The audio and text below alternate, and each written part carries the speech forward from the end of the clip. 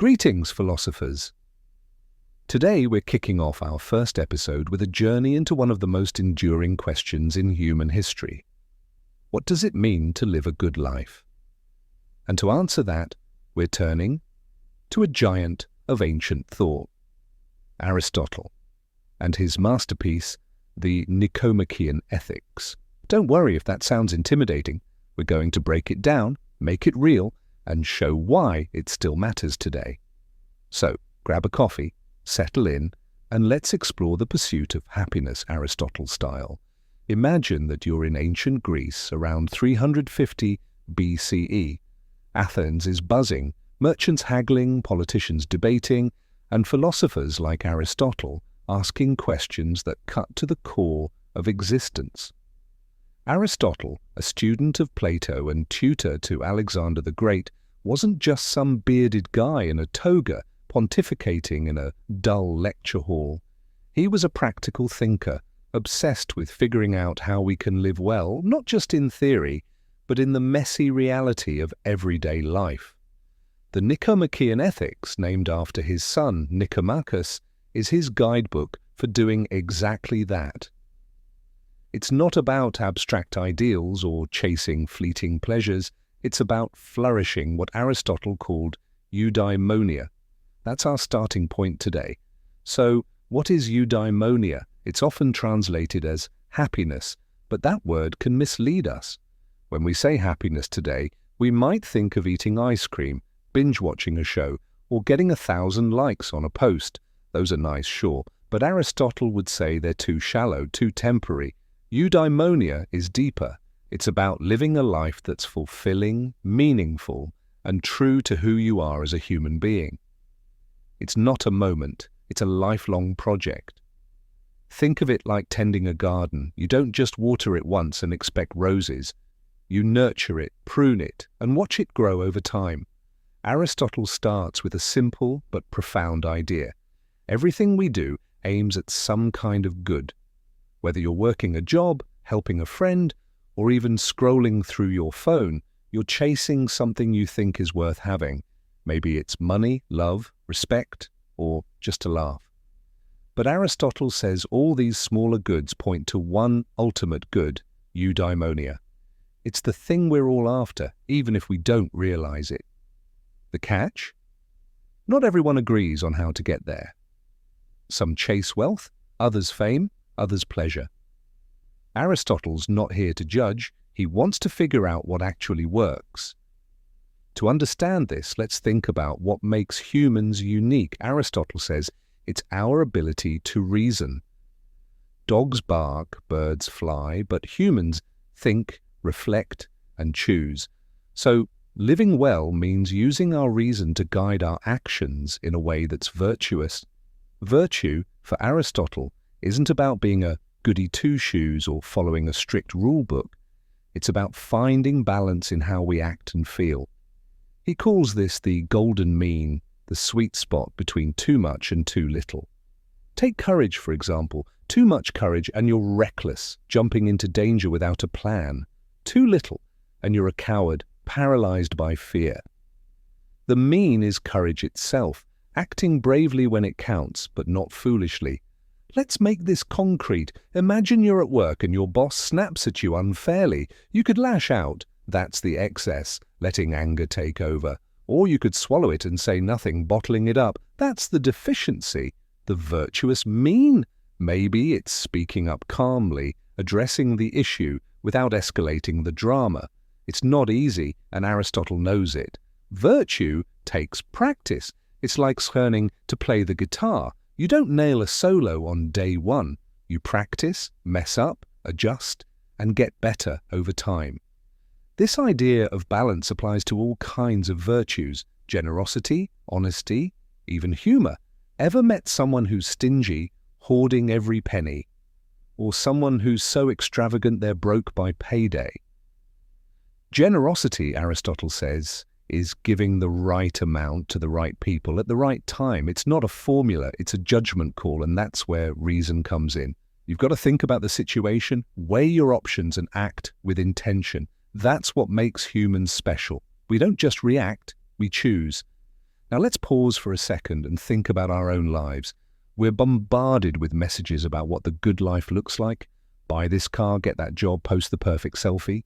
But Aristotle would ask, are those things really getting you to eudaimonia? Take social media. It's fun, sure, but if you're chasing likes to feel good about yourself, you might be stuck in a cycle of temporary highs, not flourishing. Compare that to, say, volunteering at a local shelter or mastering a skill you love. Those take effort, but they build something lasting, a sense of purpose, a life well lived. Aristotle's not saying pleasure is bad, by the way. He's no killjoy. A good meal, a laugh with friends, these are part of the good life. But they're not the whole deal. If you make pleasure your ultimate goal, you're like a kid eating candy for dinner. It feels great until you're sick and empty. The trick is to align your pleasures with your virtues. Enjoy that meal, but share it with people you care about. Laugh, but don't mock others to get there. It's about building habits that make you a better person, not just a happier one in the moment. Another key piece of Aristotle's puzzle is community. He calls humans political animals, meaning we're built to live together, not in isolation. Your virtues, your courage, generosity, honesty, don't just help you, they make your community stronger. Think about a time you helped a friend through a tough spot or stood up for what's right. That's not just good for you, it ripples outward. Aristotle would say, a good life isn't just about your own eudaimonia, it's about helping others flourish too. Let's bring this home with a modern example. Imagine someone training for a marathon. They don't just wake up and run 26 miles, they train for months, balancing effort and rest, pushing through pain but not to the point of injury. They eat well, not because they hate pizza, but because it fuels their goal. That's Aristotle's ethics in action, discipline, balance, and a clear aim. Running the race well, not just finishing first. Now swap the marathon for life. The good life isn't about winning or being the best. It's about running your race with purpose, day after day. In today's world of quick fixes and instant gratification, his ideas pull us back to the long game. He reminds us that flourishing isn't about what you have, it's about who you become. It's about building habits of virtue, using your reason to navigate life's ups and downs and contributing to the people around you. It's not always easy, but that's the point. As Aristotle might say, the good life is a craft and you're the artist. Before we wrap up, let's try a little thought experiment. Think about one choice you made today, maybe how you handled a tricky conversation or decided how to spend your time. Ask yourself, was I aiming for balance? Was I using my reason to choose well? If not, no judgment. That's just a chance to practice tomorrow. Aristotle's not about perfection. He's about progress. That's all for today. We've only scratched the surface of Aristotle's Nicomachean ethics, but I hope you're starting to see why it's been a guide for centuries. Next time, we'll dig deeper into how Aristotle thinks we can actually become virtuous. Spoiler. It's all about practice. If you enjoyed this, give us a like, subscribe, and share your thoughts in the comments. What's your take on the good life? Until next time, keep thinking, keep questioning, and let's chase that eudaimonia together. Greetings, philosophers. Last time, we kicked things off with Aristotle's Nicomachean ethics, exploring his idea of eudaimonia, that deep, fulfilling sense of flourishing that comes from living well. Today, in our second episode, we're diving deeper into how Aristotle thinks we actually get there. The key? Virtue. But not the stuffy, preachy kind. Aristotle's virtues are practical, dynamic, and all about finding balance in the messy reality of life. So, settle in and let's talk about the art of living virtuously through what Aristotle calls the golden mean. Imagine you're walking a tightrope. Lean too far one way, you fall into chaos. Too far the other, you're stuck in a rut. Life, Aristotle says, is a bit like that tightrope. Virtue is about staying balanced, hitting the sweet spot between extremes. This is his doctrine of the mean, and it's not just philosophy, it's a way of navigating the choices we face every day. Aristotle's not handing us a rulebook or a calculator to figure out the exact middle. He's asking us to use our judgment to find what's appropriate for the moment. It's less about perfection and more about practice, like learning to cook a great meal. You tweak, you taste, you adjust. Let's start with what Aristotle means by virtue. For him, virtues are habits of character that help us live well. There are two kinds: moral virtues, like courage or generosity, which shape how we act and feel, and intellectual virtues, like wisdom, which we'll get to later. Today we're focusing on the moral ones because they're the heart of Aristotle's practical guide to life. These virtues aren't something you're born with, like a talent for singing. They're built through repetition, like hitting the gym to get stronger. You don't become brave by reading about bravery. You become brave by doing brave things again and again. So, what's this golden mean? It's the idea that every virtue sits between two extremes, one too much, one too little. Take courage, for example. On one side, you've got recklessness, rushing into danger without thinking, like diving into a fight you can't win. On the other side, there's cowardice, shrinking back when you should stand up, like avoiding a tough conversation because it's uncomfortable. Courage is the mean, the balanced choice, standing your ground when it matters, but not throwing punches for no reason. Aristotle gives us other examples. Generosity lies between stinginess and extravagance, honesty between brutal bluntness and sugar-coating lies. Let's bring this to life. Picture yourself at a family dinner. Your cousin makes a snarky comment about your job. The excessive response? Snapping back with a cutting insult, escalating into a shouting match. The deficient response? Swallowing your hurt and saying nothing, letting resentment fester. The virtuous mean? Maybe it's calmly addressing the comment, standing up for yourself without burning bridges. It's not about being a doormat or a bully. It's about responding in a way that's right for the situation. And that right depends on context, your relationship, the setting, your own emotions. That's why the mean isn't a fixed point. It's a moving target, and finding it takes skill. Aristotle's genius is that he knows this isn't easy. Virtue requires effort, especially because we're not robots. We're human, with impulses and emotions that pull us toward those extremes. Maybe you're naturally hot-headed, so your challenge is reining in that excess, or maybe you're shy, so you need to push past deficiency to speak up. Aristotle says we need to lean against our tendencies like steering a boat against a current. If you're prone to anger, practice patience. If you're too cautious, take a risk. Over time, these choices become habits, and those habits shape who you are. Let's try a modern example. Think about money. Some people hoard every penny, terrified to spend. That's stinginess, the deficiency. Others blow their paycheck on impulse buys, extravagance, the excess. Generosity, the mean, is about spending wisely, treating a friend to coffee because it strengthens your bond, or donating to a cause you care about, but not so much you're broke. I knew someone who'd always pick up the tab for everyone, even when they couldn't afford it. Generous? Sure. But also reckless, tipping into excess. Aristotle would say, scale it back, find the balance that's sustainable and meaningful. This idea of balance is so practical it almost feels obvious, but here's where Aristotle gets you thinking.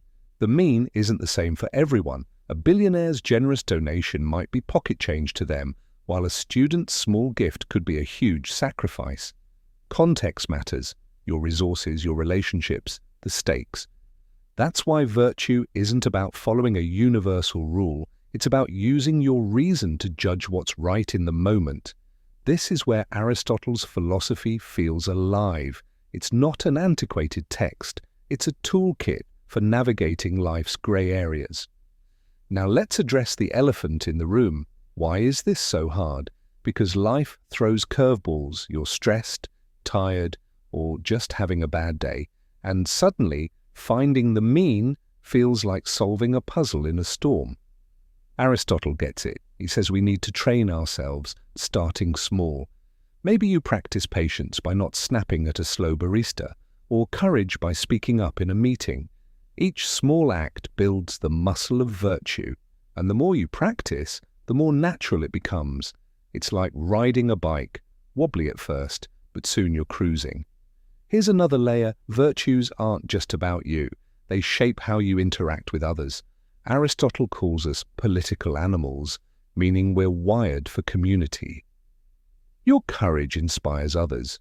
Your generosity lifts someone up. Think about a time you saw someone act with real integrity, maybe a co-worker who admitted a mistake instead of covering it up.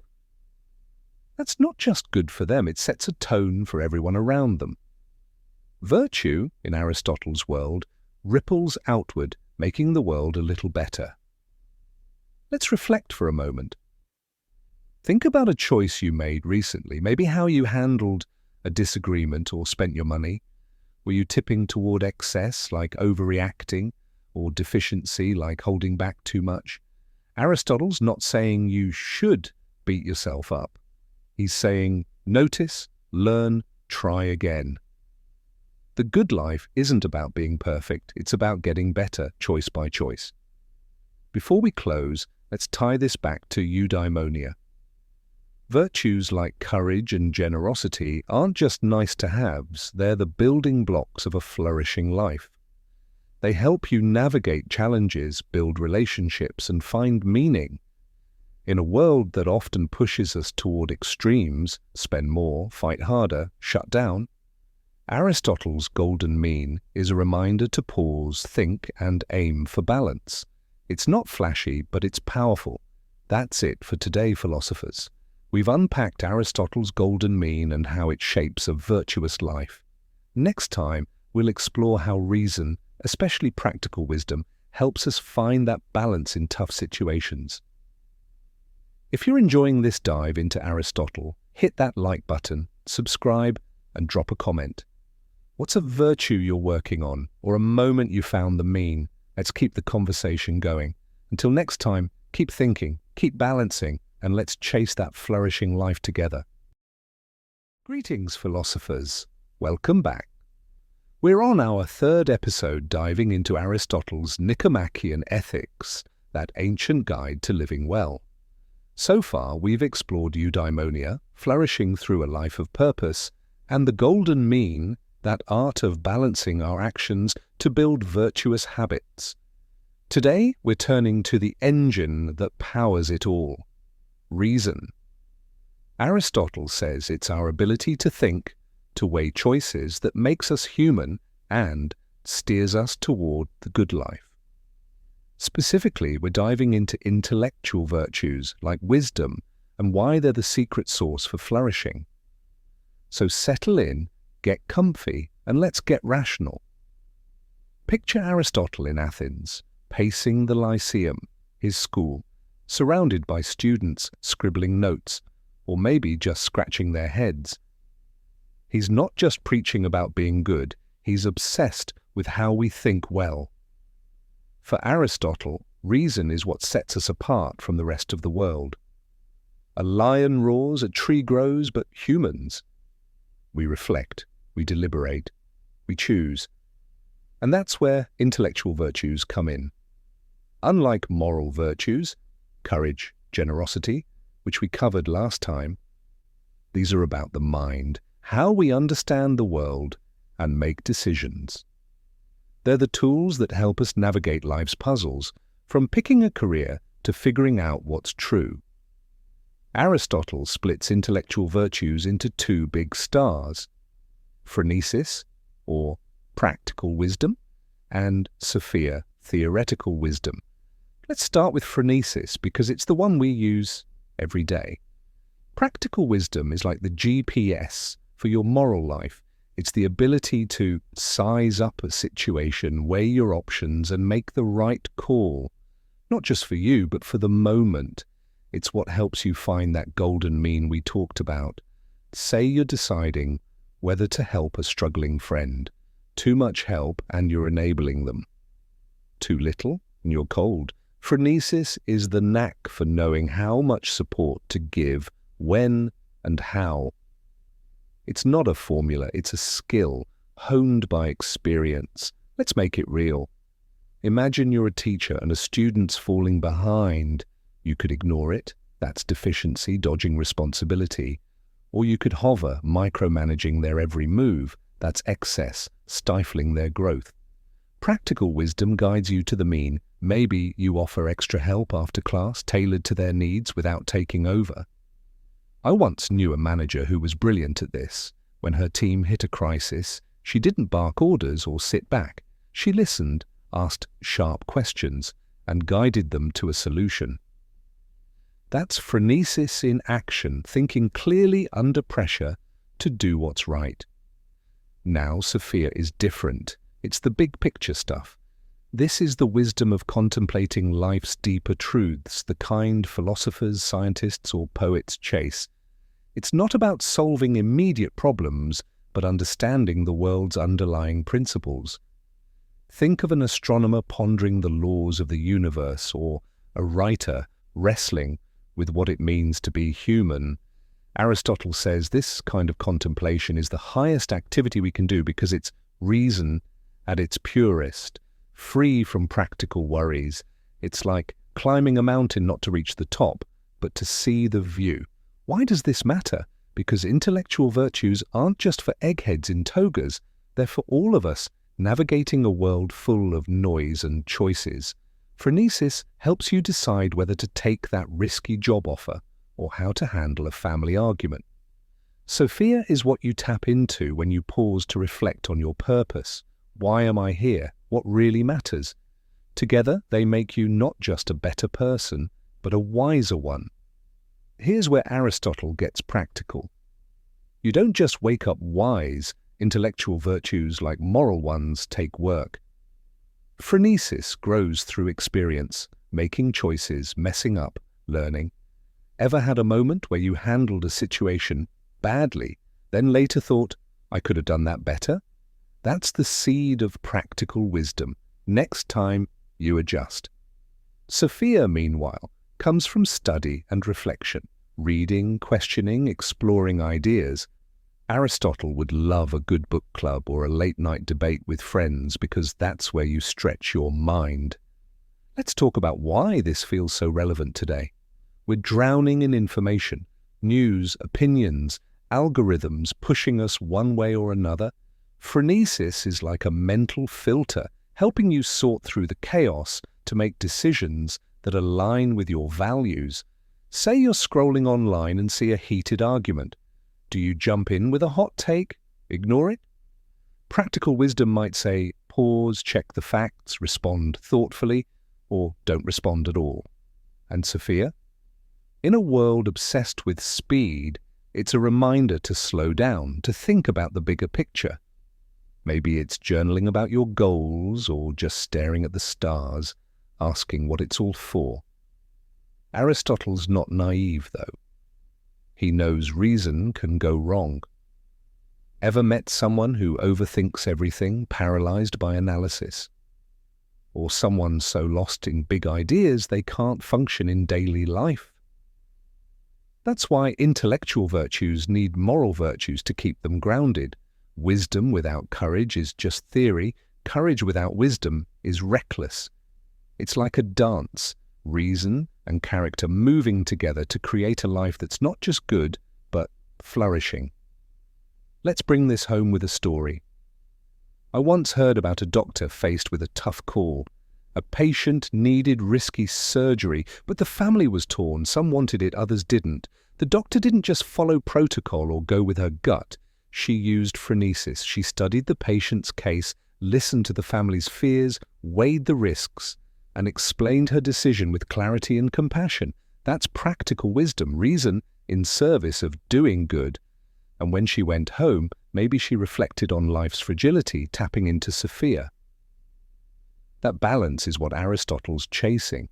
Now let's try a thought experiment. Think of a decision you made recently, big or small. Maybe it was choosing how to handle a work conflict or whether to binge a show instead of tackling a project. Ask yourself, did I use reason to find the best path? Did I consider the bigger picture or just the moment? No need to judge yourself. Aristotle's all about growth. The more you practice using your reason, the better you get at spotting the right choice. So, why does this matter for eudaimonia? Because reason is the thread that ties it all together. Moral virtues like courage or generosity give you the habits to act well, but intellectual virtues like phronesis help you know how to act well. And Sophia? It's the spark that lifts your life towards something greater, connecting you to truths beyond the everyday grind. In a world that often feels chaotic, Aristotle's saying, trust your mind, hone your wisdom, and you'll find your way to flourishing.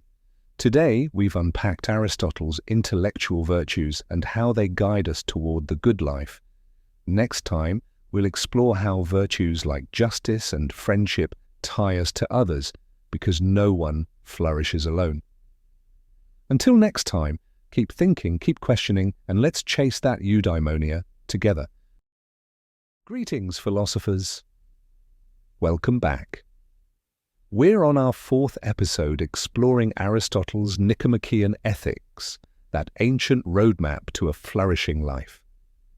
So far, we've tackled eudaimonia, the art of living well, through the golden mean of moral virtues and the sharp clarity of intellectual virtues like practical wisdom.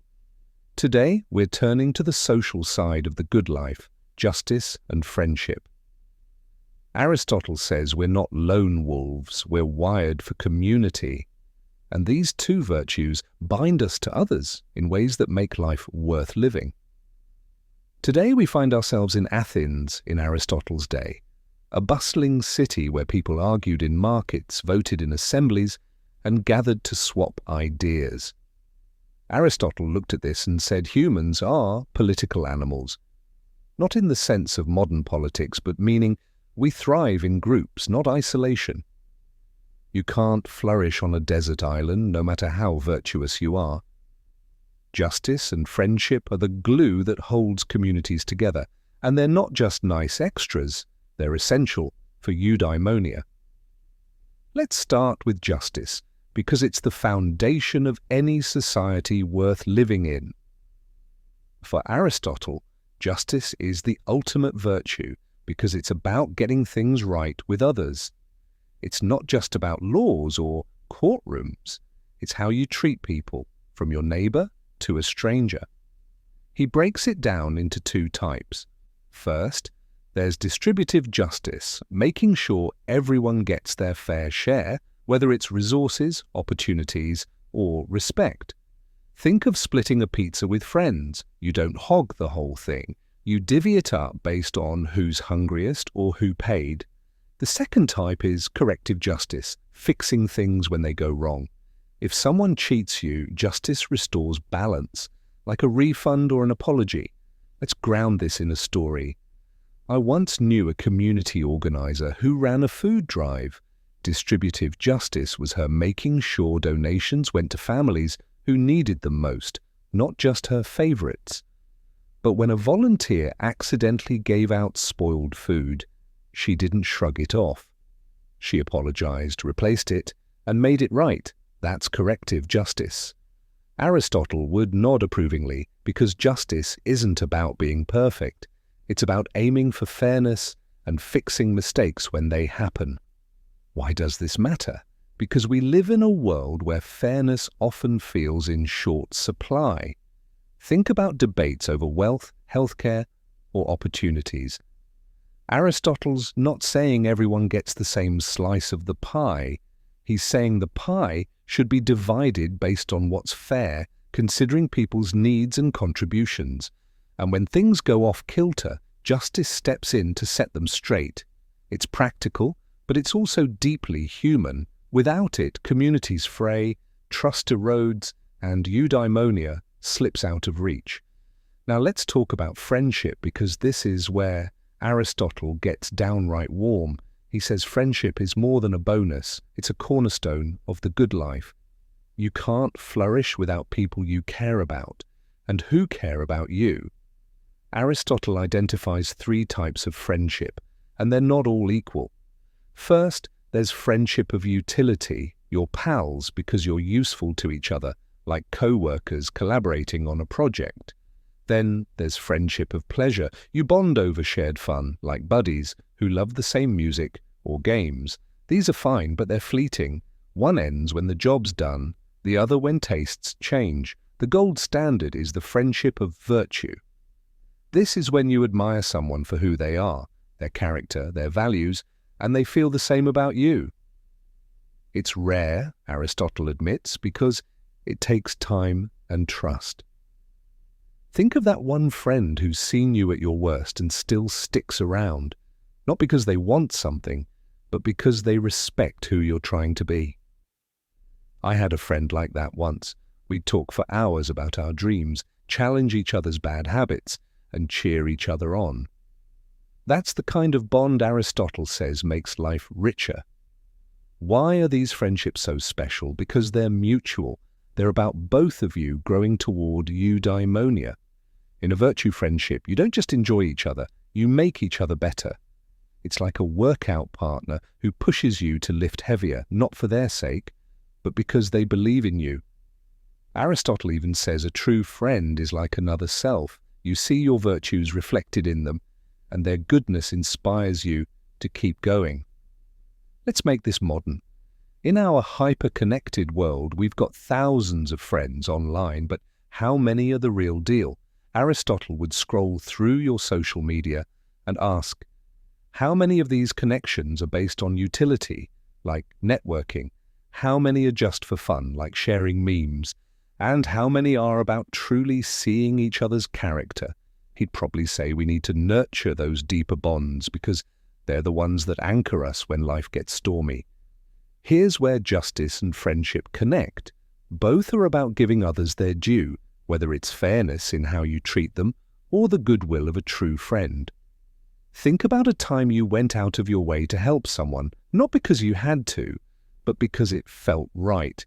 Maybe you stood up for a co-worker who was unfairly blamed or spent an evening listening to a friend's troubles. That's justice and friendship working together, building a community where everyone can flourish. Let's pause for a thought experiment. Think of someone in your life, a friend, a colleague, even a stranger you met recently. Have you treated them with justice, giving them what's fair? Is there a friendship you could deepen by focusing on their character, not just what you get out of it? Aristotle's not asking for grand gestures, just small steps toward fairness and connection. Maybe it's a kind word, a fair decision, or a coffee with that friend you've been meaning to call.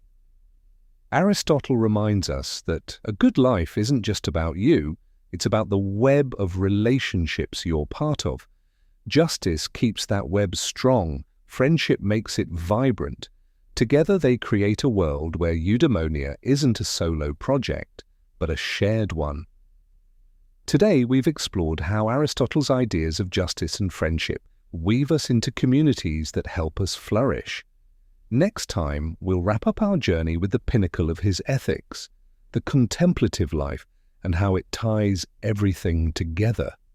Until next time, keep thinking, keep connecting, and let's chase that eudaimonia together.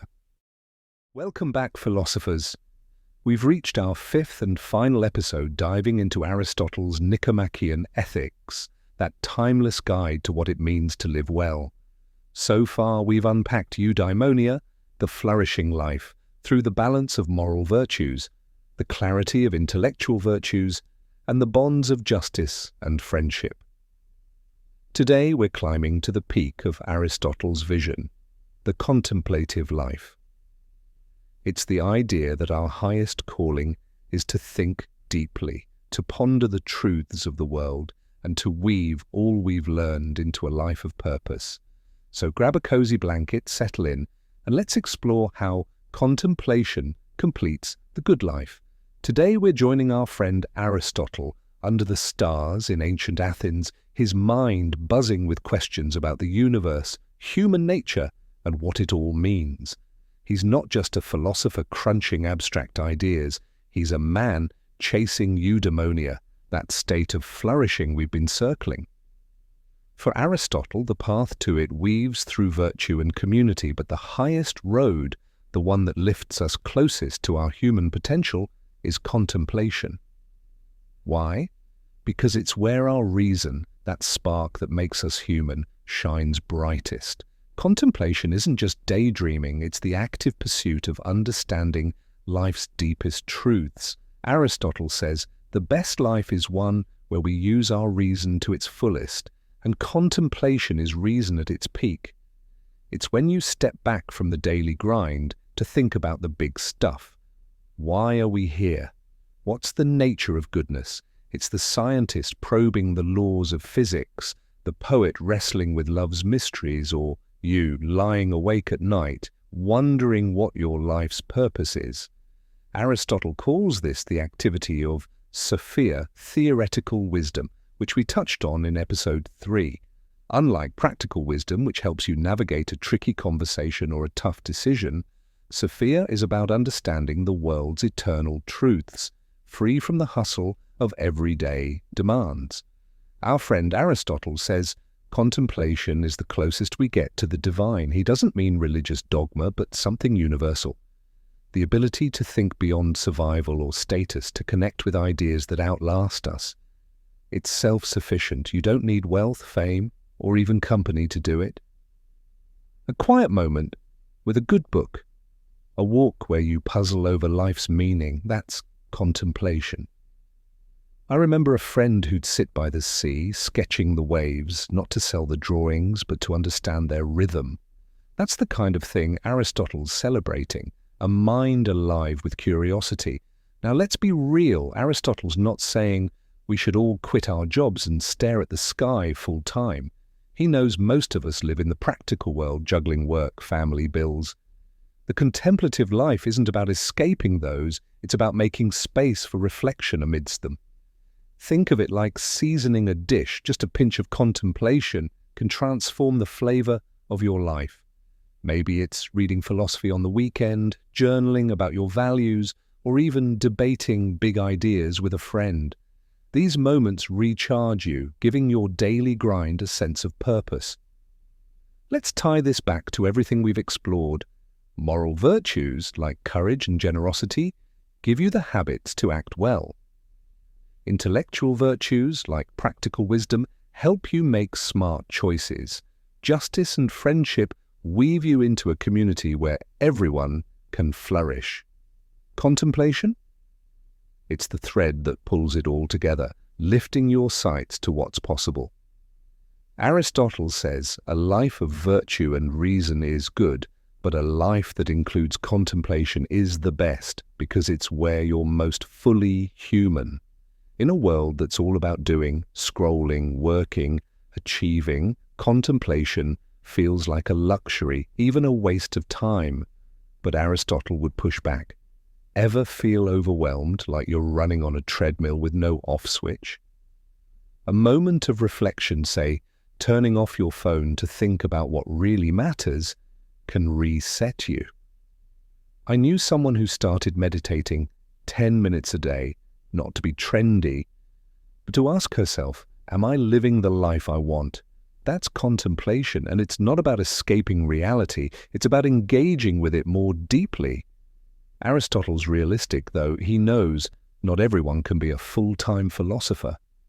Most of us need to balance contemplation with action. A teacher might spend her days guiding students, that's moral virtue, but carve out evenings to read about human nature, that's contemplation. A parent might practice justice by resolving family disputes fairly, then steal a quiet moment to ponder their legacy. The good life, Aristotle says, blends all these: virtuous habits, wise choices, strong relationships, and a mind that reaches for something bigger.